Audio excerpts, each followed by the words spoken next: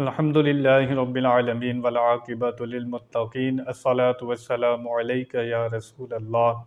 اللہ تعالیٰ سورۃ الانعام میں ارشاد فرماتا ہے، قل اننی ہدانی ربی الی صراط مستقیم دینا قیما ملۃ ابراہیم حنیفا وما کان من المشرکین۔ آپ فرماؤ، بے شک مجھے میرے رب نے سیدھی راہ دکھائی، ٹھیک دین ابراہیمی کی ملت جو ہر باطل سے جدا تھے اور مشرک نہ تھے۔ اس آیہ مبارکہ میں بتایا جا رہا ہے کہ نبی پیدا ہی نبی ہوتا ہے اور وہ ہدایت پر ہوتا ہے۔ نبی کسی عبادت کی وجہ سے نہیں بنتا، کوئی صدقہ کرنے سے نبی نہیں بنتا۔ یہ اللہ تعالیٰ کا ازلی فیصلہ ہوتا ہے کہ کس کو نبوت دینی ہے۔ اللہ تعالیٰ اس کو چن لیتا ہے۔ ہمارے نبی کریم صلی اللہ تعالیٰ علیہ وسلم نے 40 سال کے بعد اعلان نبوت فرمایا۔ اس کا یہ مطلب نہیں ہے کہ 40 سال سے پہلے وہ نبی نہیں تھے۔ نبی پیدا ہی نبی ہوتا ہے۔ آپ خود فرماتے ہیں کہ جب حضرت آدم علیہ السلام پانی اور مٹی کے درمیان تھے، میں اس وقت بھی نبی تھا۔ تو نبی کریم صلی اللہ تعالیٰ علیہ وسلم اور سارے نبی پیدا ہی ہدایت پر ہوتے ہیں۔ نبوت کا اعلان جب اللہ تعالیٰ کا حکم ہوتا ہے، جب وہ فرماتے ہیں، لیکن نبی پیدا ہی نبی ہوتا ہے۔ یہ اللہ تعالیٰ کا فضل ہوتا ہے، انعام ہوتا ہے جس پر اللہ تعالیٰ فرمائے۔ حضرت ابراہیم علیہ السلام کے بارے میں اللہ فرماتا ہے کہ وہ مشرک نہ تھے، ہر باطل سے جدا تھے۔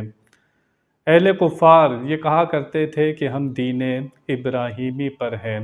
اللہ فرماتا ہے کہ وہ تو مشرک نہیں تھے، وہ تو ہر باطل سے جدا تھے۔ تم تو مشرک ہو، تم تو اللہ تعالیٰ کے علاوہ بتوں کو معبود بنا بیٹھے ہو، ان کی عبادت کرتے ہو، وہ تو ہر باطل سے جدا تھے۔ نبیوں سے اعتراض کو دور کرنا، نبیوں کی حمایت میں بولنا، یہ اللہ تعالیٰ کی سنت ہے۔ جو شخص چاہتا ہے کہ اللہ تعالیٰ کی بارگاہ میں میرا مرتبہ اعلیٰ ہو، اللہ تعالیٰ مجھے جنت عطا فرمائے، تو اسے چاہیے کہ نبیوں کی حمایت میں بولا کرے۔ اس کا قلم لکھے تو نبی کی حمایت میں لکھے، اس کی زبان کھلے تو نبی کی حمایت میں بولے، اس کا عمل ہو تو نبی کی حمایت میں ہو۔ یہ اللہ تعالیٰ کی سنت ہے۔ حبیب نجار کے بارے میں سورہ یاسین میں ہے، وہ شخص نبیوں کی حمایت میں بولا کرتا تھا، لوگوں نے اسے پتھر مار مار کر شہید کر دیا۔ جب اس کا انتقال ہو گیا تو اللہ تعالیٰ نے فرمایا کہ جنت میں داخل ہو جا۔ اب اس شخص کا بیان سنیں۔ اللہ تعالیٰ اس کا بیان قرآن پاک میں نقل فرماتا ہے۔ وہ کہتا ہے، کاش میری قوم کو پتہ چل جائے کہ نبیوں کی حمایت میں بولنا کتنا بڑا انعام ہے، کہ اللہ تعالیٰ اس کام کے بدلے جنت عطا فرماتا ہے، تو کاش کے لوگوں کو پتہ چل جائے۔ تو نبیوں کی حمایت میں بولنے سے جنت ملتی ہے، تو نبیوں کی مخالفت میں بولنے سے دوزخ ملتی ہے۔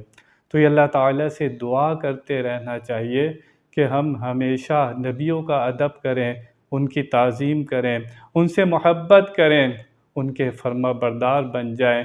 نبیوں کے خلاف جانا دوزخ میں جانے کے برابر ہے۔ اللہ تعالی ہمیں نبیوں کا ادب کرنے کی توفیق عطا فرمائے۔